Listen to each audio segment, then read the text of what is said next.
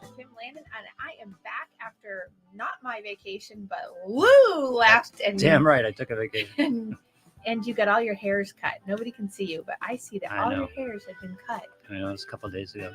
You know how you get to the point where it's just, well, you probably don't. You're a girl. Gets to the point where it's just, you can't deal with it anymore. And it's like, just cut it off. Oh, well, you did. That's good. It'll grow back. Well, anyway, so. Most of it. Well, I don't know if all of it, right? Yeah. So, yes, many people were going, where's the show? Because remember, we talked about doing it at a different time and then it just didn't come out. And so, because you were gone Monday through Thursday. Yes, I was. And I took a whole 4 days. Wow. I know it's not enough, right? Huh? It's just not enough. Not enough, no. But you did go to our favorite spot. And you know what the question of many listeners was to me? What? Is he going to go to the restaurant that he never, I said, probably not. And I couldn't because they weren't open until Thursday. Right. And I said, he's not going to go. And I said, you could go for lunch. Yeah, but we didn't stay there Thursday. So, because the place we stayed wasn't performing all that well.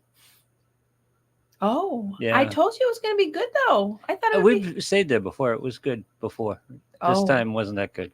Oh, that's too bad. They had a very noisy party above us. Oh, well, that's not the resort's fault. That's the party above you's fault. Well, yes. Well, the resort should have taken care of it. Exactly. But, you know.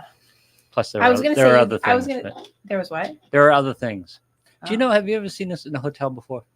What? You have to put your key card in a slot. Yes, to keep the lights on. To keep the lights on. Yes. Riverwalk does that too. The place right behind where you were staying. Yes, you have to do that. You have to keep it in all the time because when you take it out, it shuts all the it's an energy saver, my friend. Okay. So if you go overseas and you go into most European hotels and Airbnbs, that's always how they've been. Years ago when I spent Switzerland in Christmas, reverse that. Yeah. When I spent Christmas in Switzerland, we had this beautiful, huge house in Nenda, near Zermatt. And it was all key. And they conveniently shut it off at checkout time too. Right. So they don't, but it's all. But they did this time. Oh, they did? Yeah. Oh, wow. That's weird. And it's only certain lights, by the way, in this place. It's not the whole. Well, in the place behind where you're staying, it doesn't do that. It's just more. The whole room? Everything goes off if you take the key out. If you put it in, it comes on automatically. It's an energy saver. Very European. Yeah. So I actually like it. It's very confusing for some people because if you take it out because you want to take it as the key, then everything shuts down in the whole room. Yeah. And then you walk into the dark. But yeah, well, I'm sorry. So was that one of your complaints? No, because I assumed there was some ridiculous reason like that. Oh yeah. God forbid we have energy saving. Okay. And then the party above you. So you had a miserable time. No, not at all. Oh, good. Thank God. It's not, again, our place ruined me for every other hotel. So. Well, I don't even know why you didn't stay at our place. But I can tell you why. Peak season. Oh, that's why. Yeah. Well, anyway, we are starting late today because as you saw me come in today, I was in the midst of literally 4 different things. So here's what happens. And everyone in my listening world that has kids, and which I don't have kids, but I have kids essentially. I raise kids essentially without having my own, but it's not just the kids in my life. It's all the kids in my practice. So everybody, parents, kids, everybody's changing their schedules. See all my hand movements. Yep. And so my whole life in September, when everyone's in chaos in their homes across the country doing their college, high school, elementary school, transitions, my whole practice shifts. Summer, I never change in terms of how many people and how much work but my first 2 weeks in September is God, last week in August and first week in September is always just. So this is like Boston on moving week. Yeah. And so as you saw me come in, I'm in the middle of the 5th phone call since 7:00 this morning, working through multiple things that are in life, in practice. And I'm like, oh my God, this is a lot. No crises, but just maneuvers, changes, schedule shifts, what's going on. I can't do this. Somebody got hurt. They can't make the appointment. They're not sure if they have a broken foot. Can I look at it later? See, They you're don't kind of want- like me. We have like over a dozen bosses. It's Oh like, my there's so God. much going on. Try to do a diagnosis of a sprain versus a break. I'm like, you need to go get an x-ray because I won't be able to tell I until was I gonna see say, the x-ray. You're gonna do that over the phone. I can't, I'm like, Mhm. I can't tell you that, but you can go. They don't want to go to the doctor. Well. And they want me to look at it. I'm like, I could eye that all day long and I won't be able to tell you that it's anything but a sprain until I see an x-ray. Yep. Once I see the x-ray and I see that if it's a hairline fracture, then we can have a conversation. But right now I can't tell you anything. But the person was very much about like, it's just an inconvenience for them at this time. So I'm sorry that I can't. Yeah. I can only give so much, and I love giving the help, but like I need an x-ray. I can't do anything without something. No, urgent care is better than a doctor, or from the inconvenience standpoint. A lot of not much better, but a lot of the urgent cares don't have a x-ray. really, Not all, but Yeah. some, and I don't know. So I know that. Yeah. Whatever. I don't know. These are the things. So today, because yesterday was the first day back for a lot of kids, and then today's the first day back. So it's insanity. And the school bus pulled up outside my house. There's a school bus drop right and pickup right in front of my door, essentially. Nice. So every morning at like 6:45, I hear. I know Middle school or high school or yes. both. Oh God. No, elementary too. Oh man. So and different. So you get like a 2-hour run of it. Rough. It depends on the day. Like Yeah. It was weird today because usually it's 6:45 to 7 and 7 o'clock. But then I had a 7:16, 7:17, and it was only because I was on the phone and I was trying to hear, and there's kids outside screaming. Yeah. I'm like, You know what you need? You I had need to go to the back of my house. You need a sprinkler system Yeah, exactly. that runs right up to the sidewalk. Oh my God. Yeah, exactly. So, well, they're on the other side of the street, but they're just loud. Last week when the high schoolers went back in, because they went back in first, I won't repeat the profanity, but the 6:45 wake up of the C word being used and F-bombs being dropped. And I was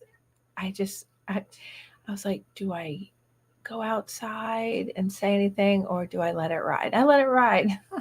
I just was like, my suggestion number 2, paintball gun. Yeah. And I have like a row of trees I could hide behind and just, no. But I was like, oh my word. I wonder what the penalty is for that. For shooting someone with a paintball gun? Yeah, well, it won't be me. So I will not find out because it will not be me. Might be worth it. No hostility and no volatility. Okay. I have not one of those bones in my body. So some incredibly fun, not incredible, but incredibly fun kind of news. So lots of things because it's the switch over the year. You remember how I said, remember how someone stole my signs on my trees? Yes. Oh, they're all going back up. So I'm so excited. I'm so excited about my new signs going up. Start of the school year. And so, and the kids love it. They like, duck crossings and, all my animal things. So those are going to be going back up. And I'm excited this week. Excellent. Yeah, because they're expensive and you have to order them special. And I was very sad, as you know, that they were taken. See how long they last. I know. Yeah. Surveillance. All I know is I'm putting them back up and it's going to be wonderful. I'm very excited about it with my smile. You know why I have a smile. I can surmise. They're beautiful. Yeah. They're just right there. Yep. So, anyway, that's all I'm going to say about that, but I'm excited. Anyway, so how are you? I'm okay. Oh, wow. You come off a 4 days vacation. I'm okay. I haven't seen you in 2 weeks. You know what happens when you take vacation? It's catch up before or catch up afterwards or both. So. I know. Oh, I know. I just did it. And yeah. I was like, the whole first week back, I was toast. Yep.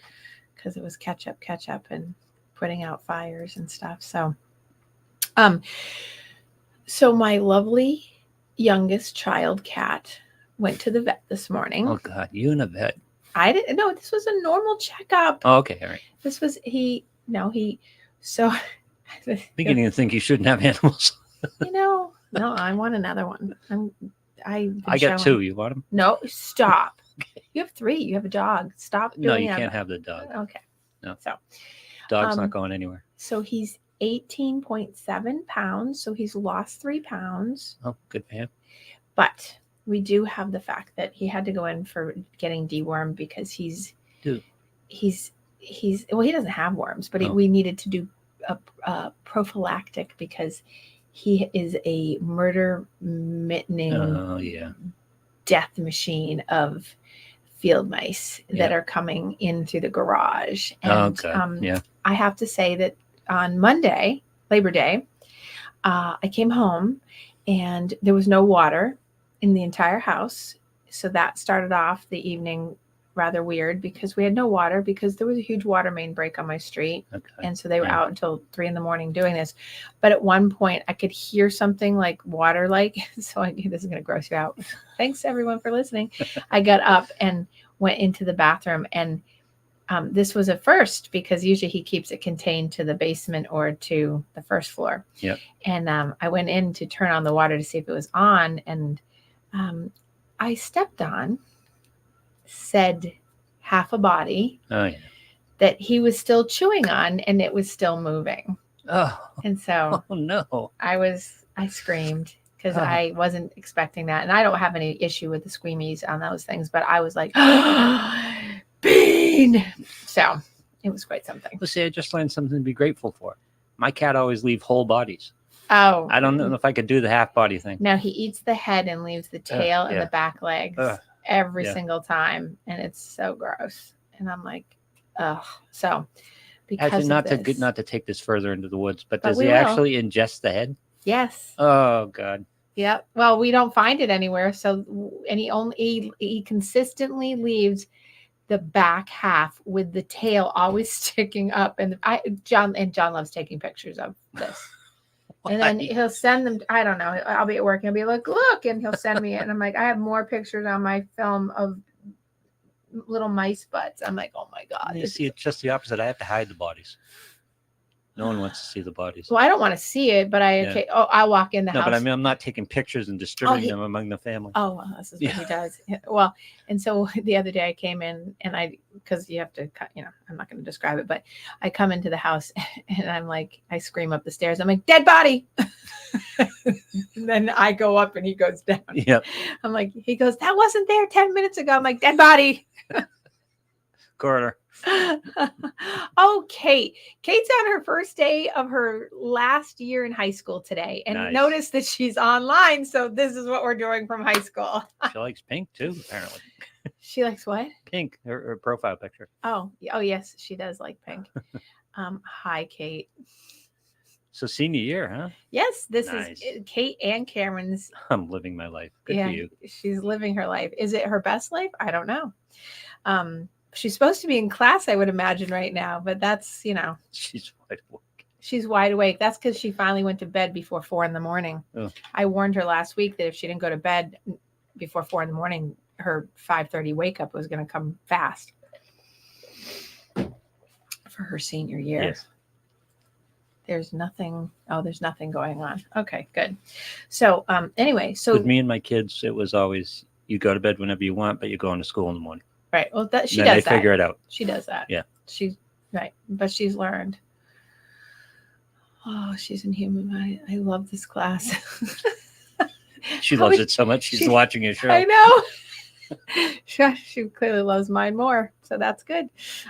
Anyway, so back to business. So I thought today, besides talking about the fact that everyone's going back and like what that means, and it was transition. The original show was going to be on transitions because this is always about transition time and transitions being hard, but also to the fact that a little bit of it's sad for some people for the transition time. Sure. Like I get lots of parents in my practice that will be like, oh, my child's moving from elementary to middle school or middle school to high school, or they're graduating kindergarten, going into first grade, like, and it's milestones because it's like, they're moving along. But then I was also going to come up with the conversation of the fact that how hard it is for people with loss in general, and how transitions can be lost for people. And the fact that although I don't have I won't say this. I'll just say that Now I have to make you say it. no, I'm not going to say it. I was going to say that in a different way, that fur baby losses. Someone in my life lost a fur baby very abruptly over the weekend, and hard. And it was very difficult, and how hard, any transition or any change or anything that's like so life important to someone may not be important to someone else, but how all these things are so impactful, especially when you're getting older. So the person that lost this is definitely getting older, and talking about, if they predecease their children, their fur babies, and it's just, and it's hard. So I was thinking that in terms of, how transition for parents right now. I have parents cry in the first week or two of their kids going back to school, whether it's college, whether it's, and I get it. And people are like, oh, that's, some people are like, oh, that's ridiculous, but it's really not. I mean, because it's rites of time passage. It's rites of time and loss of years gone by. But I always try to say, but you're moving forward. You're having these, these leveling, I call them leveling ups. You're growing them up and you're moving forward. But I think for adults in those situations, when it comes to their kids moving forward, it's also that loss of self in a lot of ways, because when they're little, those, especially those first 6 years, they're so contained to you and they're really not outside in the world. But once you hit 5 or 6, all of a sudden, that first separation individuations phase starts happening. And then you don't get a really heavy shot of it again in the same way until they get to be like 12, 13, and when they really start doing it again. But it's, a gradual process. So I try to get parents to see, or people in general around these things, see it as a general progressive process, because it's not all of a sudden. And if you act like it just comes up, it's going to be a bigger surprise and really hurt, Plus for me, and I learned this early, luckily, it's like I took the lesson early, like don't mourn phases with the kids, because every phase brings something really awesome. Don't say a word. What I was just doing. I know. What I was just doing. Yeah. So don't mourn. What were you saying? Don't mourn phases, because the next phase is going to bring you something great. Right. It's like I remember learning when Sarah started walking and she's running away from you instead of just hanging with you. And it's like, okay, I'm sad about it, but at this point, this is going to be great now. We're going to have a lot of fun, and just find the positive things in the next phase. Right. And I think that's like the way I see things, is try to find the next positive thing for, but people get really, I think that there's so much social cultural piece put into mourning loss versus embracing it and moving forward. Kind of like when someone passes away, or a fur baby, of course I can speak to that heavily, like it's devastating. And you have to have your moment of that, or 2 or 3 or 10, but then you also have to be like, okay, how do you move forward, and, I mean, it's very dependent on your temperament, I think, of how you see things, and how, if you're optimistic versus pessimistic, are you more fatalistic versus, realistic? I think that's really important in understanding your own self, of what type of person are you, and is that working for you in your favor of being healthy and finding that balance emotionally? And I think, and that's why I say it's like across the board, whether it's your fur baby, whether it's transitions, whether it's a job change, whether it's divorce, whether it's whatever it's, they're all in that same kind of, 5 stages of grieving. Elizabeth Kubler-Ross is the most famous theorist on the stages of grieving, and she talked about death and dying, but I apply it, and many clinicians apply it to transitions, because that is really what it is. It's a loss or a movement forward. You lose a friend. I always tell parents, when like their kids have best friends in kindergarten, first grade, and then someone moves clear across the country because they're in the military, or their father and mother get a job, or that is such a important change for an attachment issue, and how the attachments to people, children and children's friends, really shapes them. And if they don't have the good attachment, like in a parenting situation or solid at home, how much that impacts them for future life relationships and trust and love and feeling of belonging and all the things of how someone gets their needs met. That's so important. And I think that when people have loss of something or change in something, and they don't have a lot of other identity. We've talked about this so many times. The identity is wrapped up in the thing. Like people get wrapped up in the identity of being the parent or the fur baby mother or the fur baby father, or this is the job and there's no other job like it. And therefore I can't ever get something better.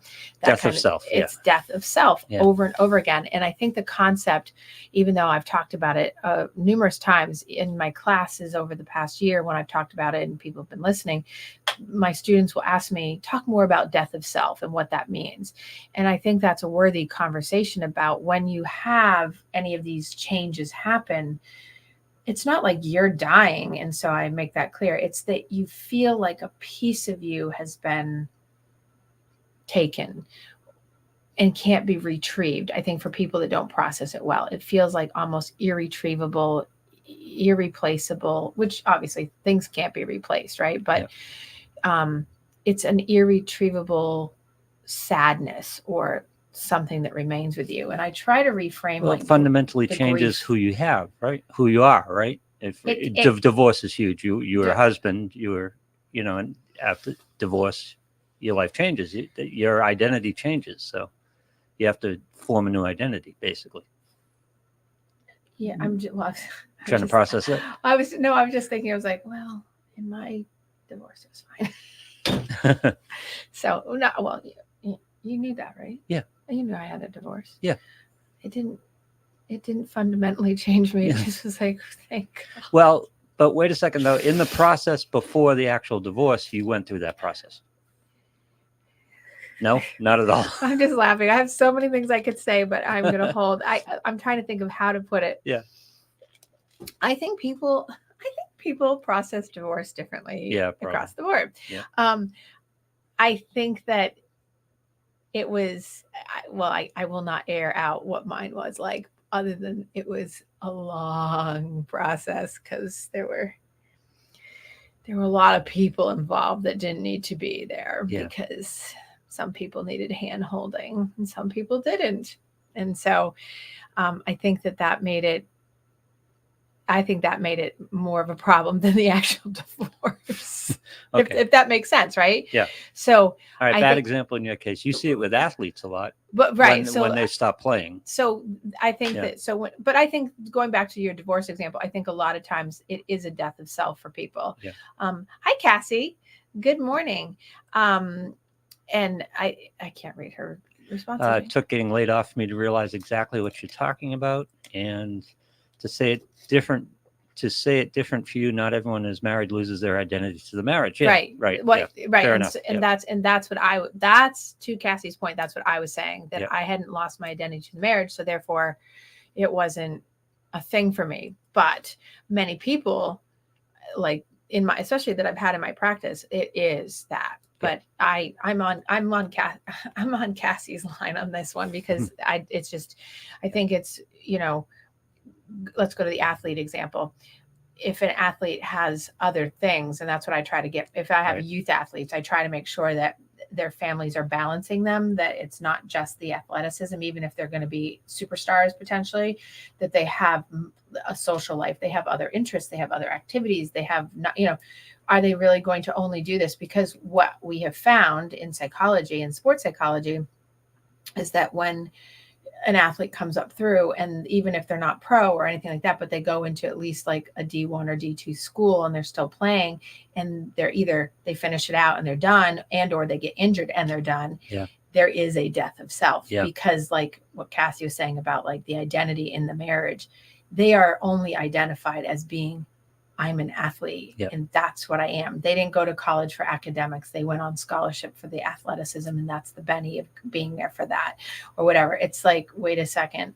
So I really try in my practice, and this is part of my sports psychology stuff, is that always been really focused on how to get kids and parents to balance their lives through, that they can't just be a football player, a hockey player, a swimmer, a gymnast, or whatever. They have to have other things, and it gives them a better mental health balance. And interestingly enough, I don't know if you guys get the channel Vice, but a lot of times they have very interesting sort of more provocative shows about like the real story behind like certain things. And they do a lot of athlete stuff. And I was watching a whole thing on tennis players last night, like around Venus and Serena Williams and Jennifer Capriati and Andre Agassi. And like tennis is a very specific sport around this issue, the identity of self. I think tennis and golf are so similar in this way, because it's a family investment way more than I think a lot of other sports can be. Not that hockey and gymnastics and all that, but when it comes to tennis, I would say tennis and golf and gymnastics and ice skating, oftentimes the coaches are the family members and they're fully invested. So you get into this really intense identity of enmeshment, like it's so codependent. It's so enmeshed. It's so unhealthy in so many ways. Like an unhealthy marriage, right? The identity has become, this is all I am. This is who I am. I'm a mother. I'm only a father, whatever it is, or I'm a husband, I'm a wife, and whatever.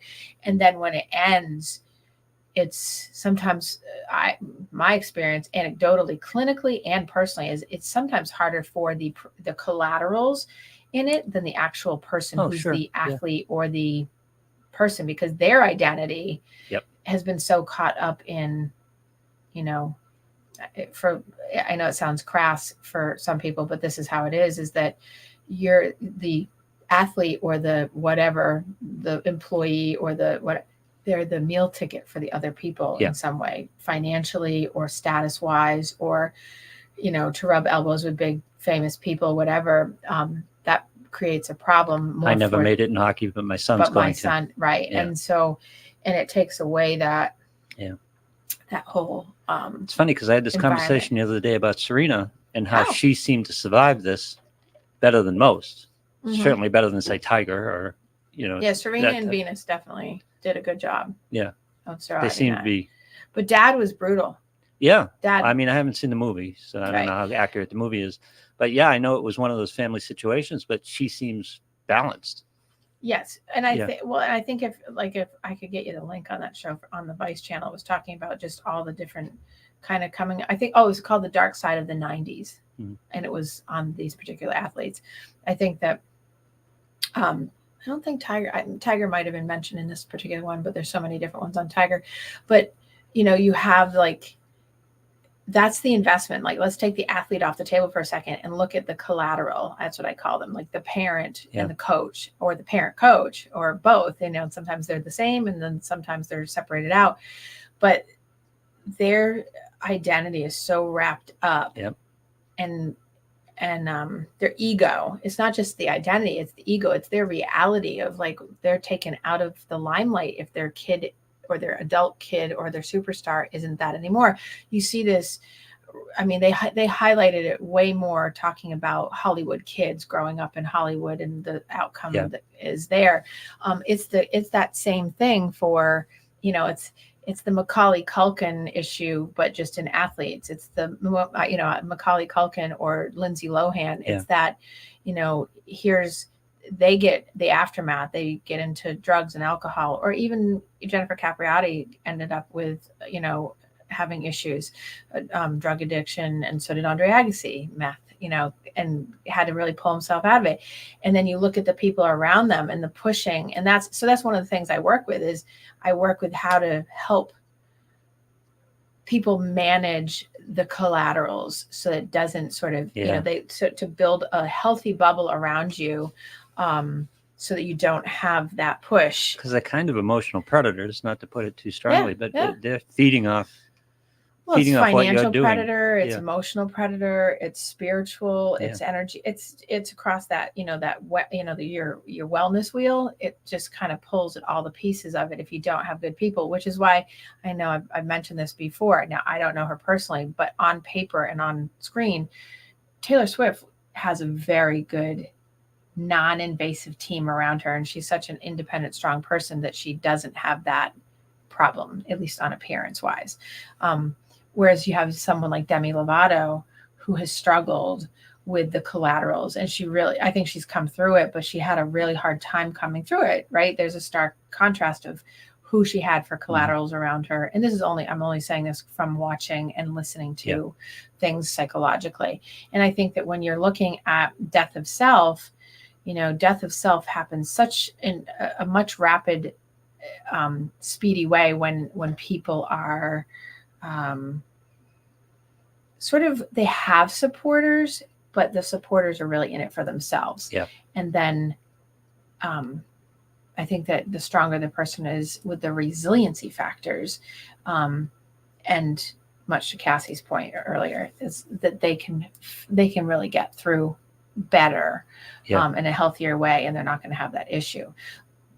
But then that doesn't mean that people don't go through grieving process. Like when I was in gymnastics, I went through a grieving process on my own because I had to do it on my own for reasons, but it's that because I had to make the choice that this was enough because I was feeding my collaterals, and I had to get over that. I think I got over that first before I actually jumped out of the sport, to take a break, essentially, because I had to get past the death of self of others before I had to get past the death of my own self of the sport to promise myself that I would come back into it in a different way. But I had to be able to make peace with the death of others' self that were riding on me. Well, that was a lot. And that's what happens to a lot of athletes at a high level. That's why I work with them, because that's particularly bad if you're doing the sport for the collaterals. Right.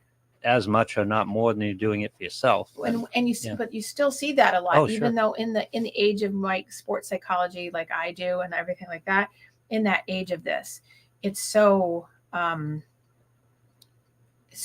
it's so ever present still. It will look even a if it's different. Just the scholarship level, even if it says we need the money. Exactly. We need the money to get you into school. Right. Yeah. Or it can be devastating. I had a couple cases, I get this at least once or twice a year, but I had a couple this year where kids decided that when they went to college this year, they were not going to do the sport. And it was devastating to their parents. Devastating. Like sessions on sessions about how to manage the parents' emotions versus the kid was like, I'm just not playing anymore because they were tired. They were burnt out. Kid. Yeah. And that was my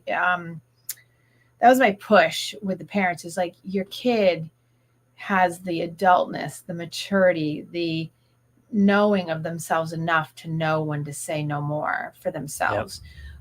It didn't go over well for I have one that was, it was, I would call it a coping strategy, but it was very manipulative, which is a coping strategy for the parent of, look at what you're doing to me. Very narcissistic and gaslight. Look what you're doing to me and the family. We had all our hopes on this. A few years back, I had this happen with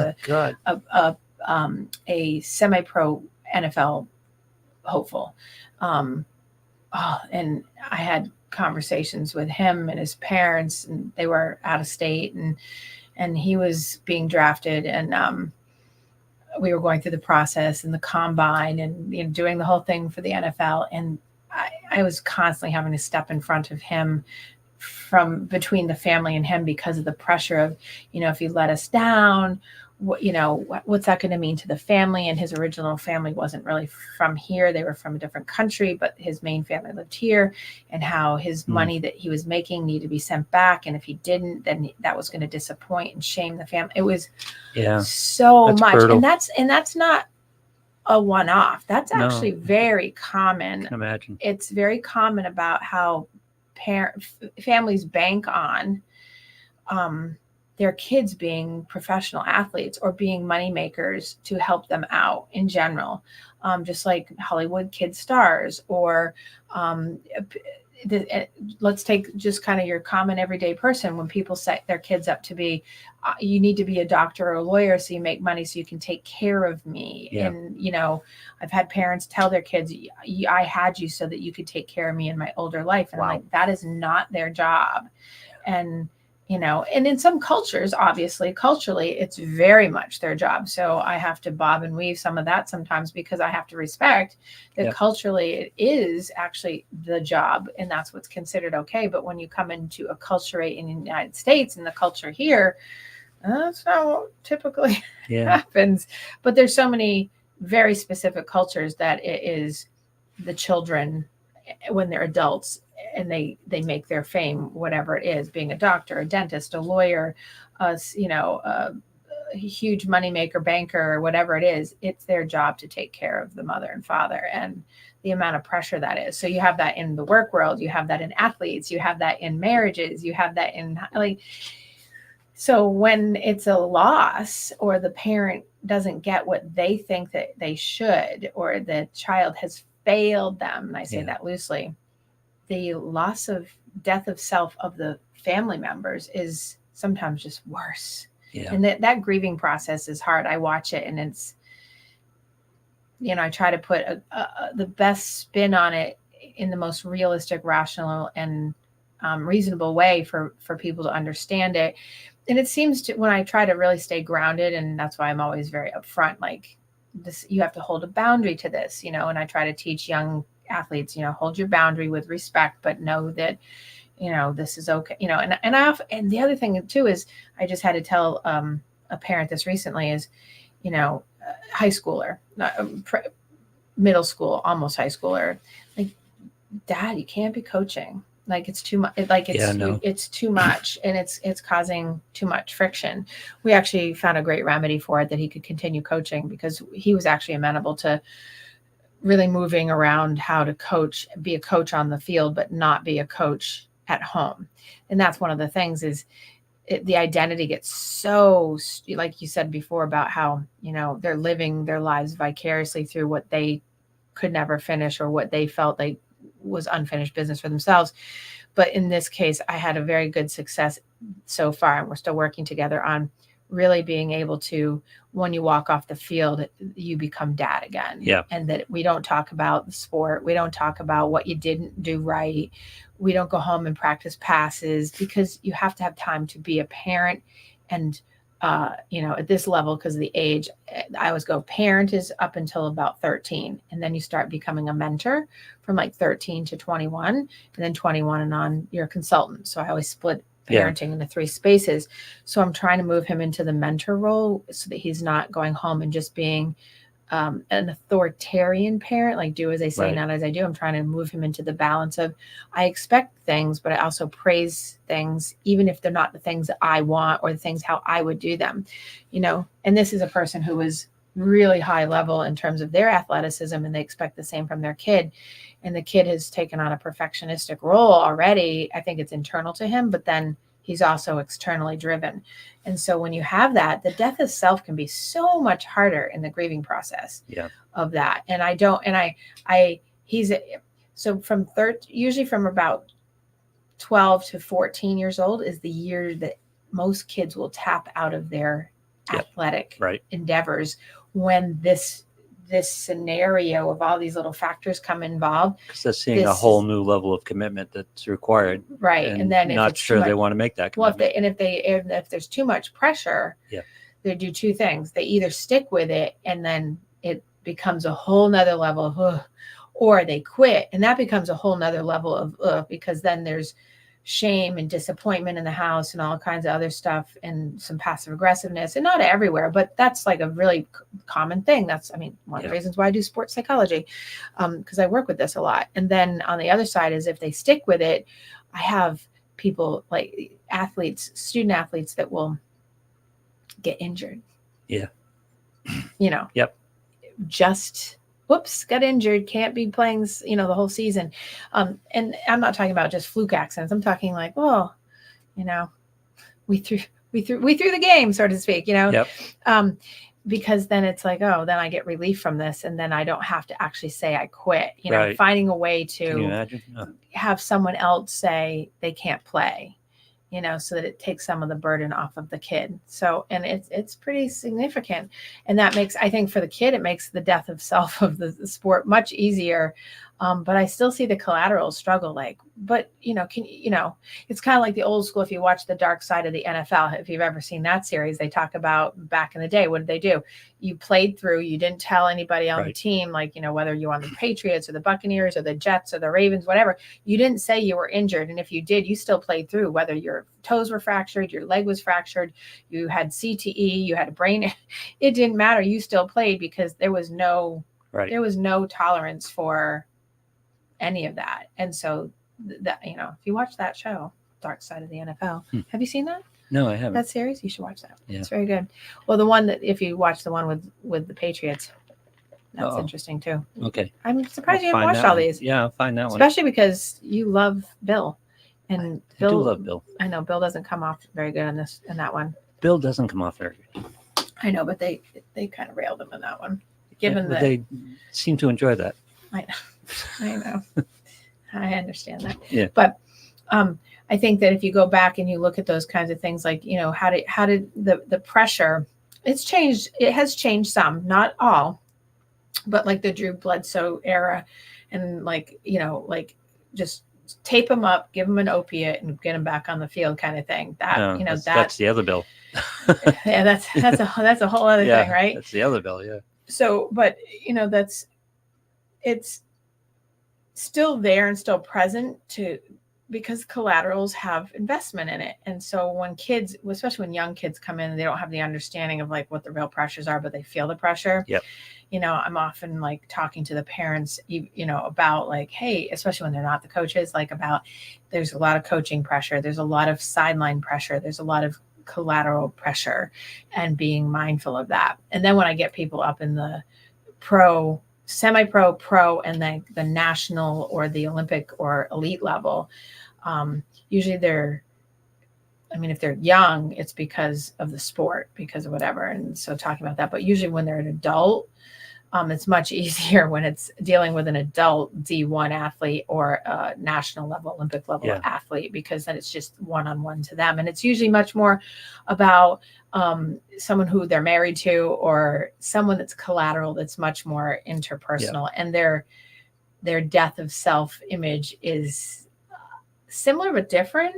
And, when you're dealing with someone like Patrick Mahomes and his wife, which I don't, just putting it out there, I don't, but I'm just using an example. If you're dealing with that, or Tom Brady and Giselle, that's a very different dynamic than working with the previous things. But the death of self is there because you look at Giselle and Tom Brady, the psychological impact of those years of playing, and her saying you need to retire, you need to spend time with family, you need to do these things, But we see Tom's struggle with lack of spotlight right now. Right. What was it like at home? Right. Well, right. For example, and not getting on Giselle for any reason whatsoever. This isn't about that, but he retired for a few weeks and then figured out he wasn't Tom Brady anymore. Right. He was just dad.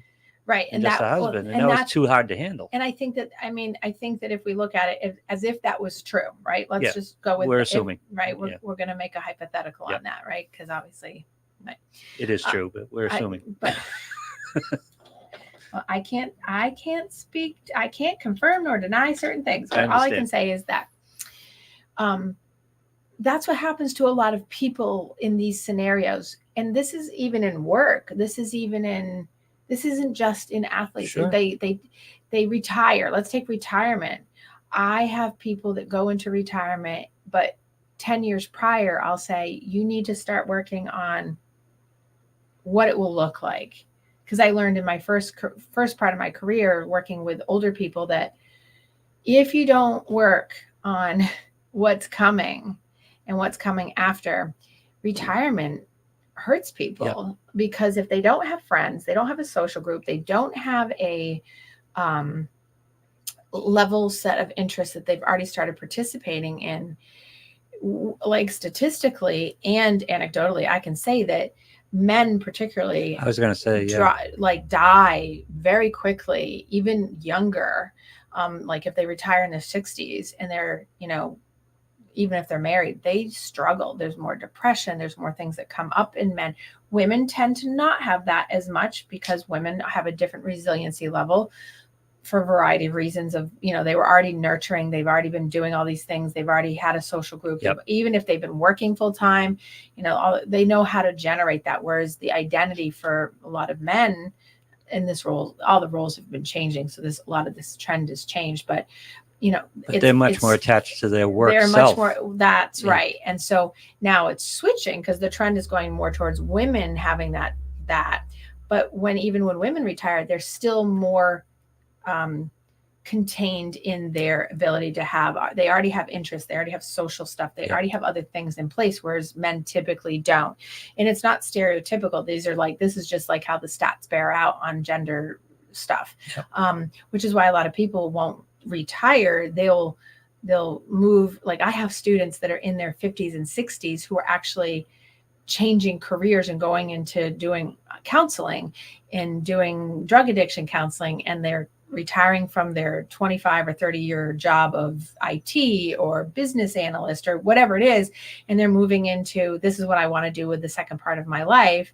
And they're doing it, one, because they want to, but also I see a lot of they're doing it because this is the thing that's going to keep them going. And I think it's great because they're at least having a sense of purpose, and that's what you have to have, because whether the scenarios from the athlete I talked about, or someone losing their kids to the next level of school, or someone losing a fur baby, or you have to be able to have a sense of purpose to move forward. And that's the sense I would say for this whole conversation is lacking sense of purpose really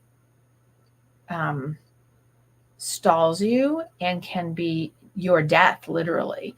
Not only death of self, but as you get older, if you don't have that, and as we know, it's harder to make those things happen as you're older. And I'm not talking like in your 50s and 60s. I'm talking like if you're in your 70s and 80s, a lot of your friends that you had, or if you didn't have a lot, they're passing away, or they're moving away, or you have to, you really have to be connected in, and people don't put, and unfortunately men don't put a lot of thought into doing that.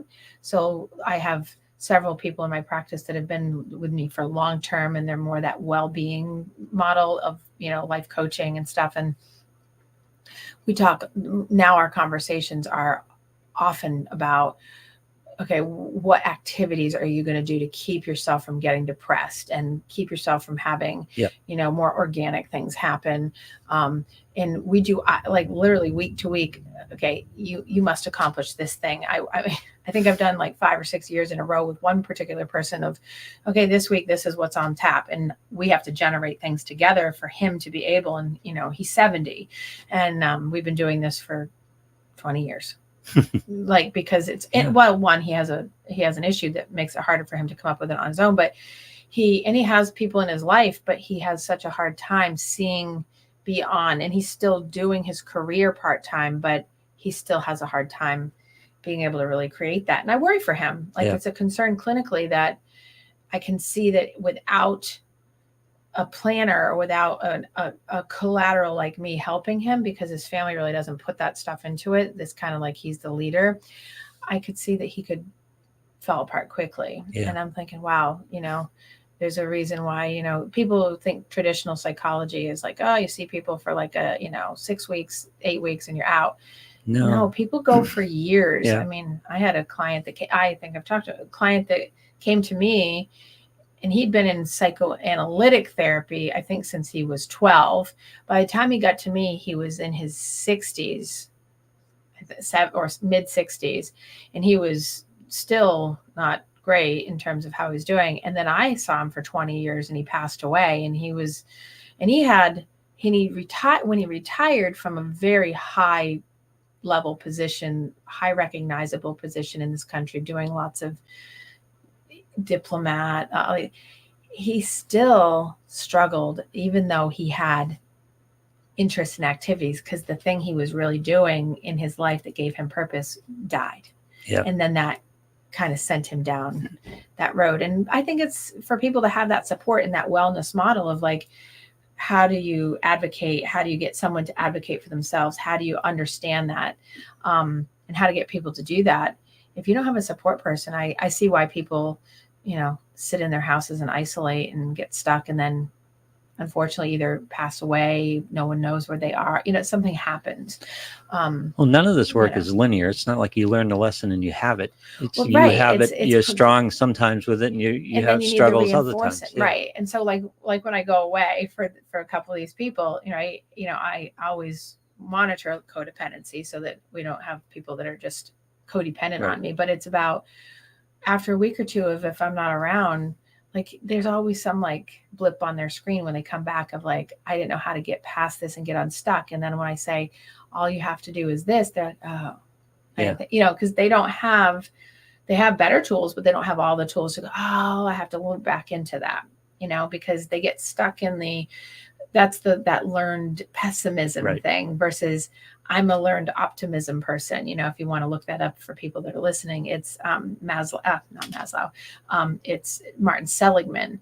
And Martin Seligman, his big theory was learned optimism and learned helplessness. And that we tend to be, when we're depressive and more dependent and more purpose lacking or less purposeful, we go right to learned pessimism and learned helplessness. And so what do? I try to teach people how to, if you can learn to be pessimistic, you can learn to be optimistic. You have to want to. Right. And when people are really ingrained temperamentally, which you're born with your temperament. So if you're a difficult or slow to warm up person, not easygoing, which those are the 3 types, you're going to really have a hard time if you're more learned helplessness, because that depressogenic, that depressive grief, negative piece of everything is doom and gloom comes over you, and it's really hard to move forward, which is not the same as talking about like when you lose somebody or, you're going through the process of like, my family member that lost her fur baby this weekend.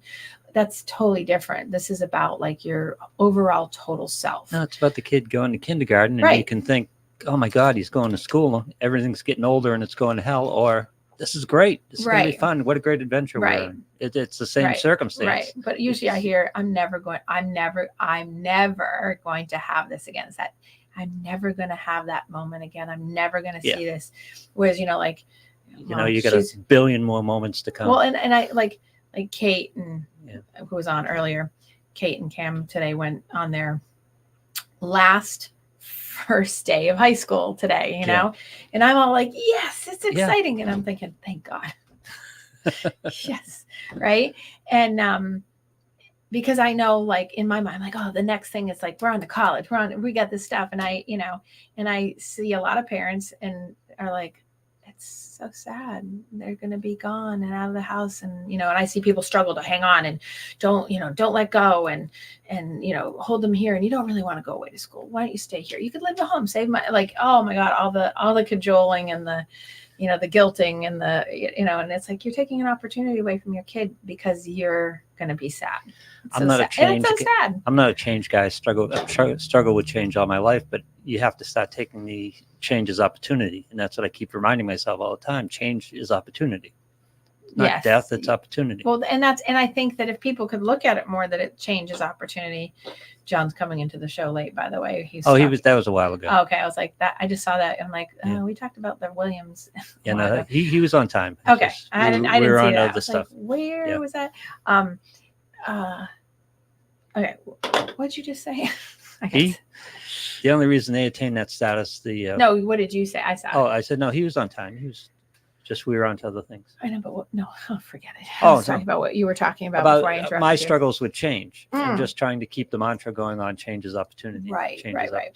And I think that even though, so going back to, because people were asking me about death and dying, and I can say clinically, I practice what I preach about, like how I see things around the clinical research and the clinical stuff that's out there about Elizabeth Kubler-Ross, about you go through the 5 stages of grief and they keep looping and they're not in order, but coming to acceptance is fabulous. But there's a time of, you're going to have sadness. You're going to have that bargaining for more time. You're going to have that anger. You're going to have, if onlys.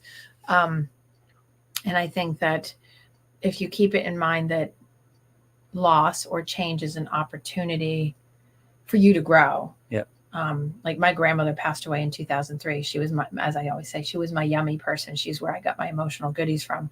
And I remember not having any outward anything for 3 days. Yeah. And then someone in my family said something incredibly rude and disrespectful to me. And I remember losing it in that moment just because it wasn't the loss. It was her rudeness and disrespect. It's unleashing the hounds. She unleashed something that was incredibly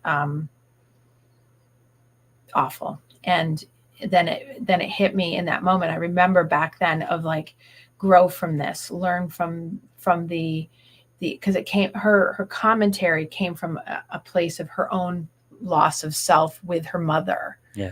And this isn't my mother. This is someone else in that family, obviously an aunt. But she said something terrible. And I was like, oh my God. And then I thought for probably a year or two about it, because it really stuck with me. Clearly, years later, it's still with me.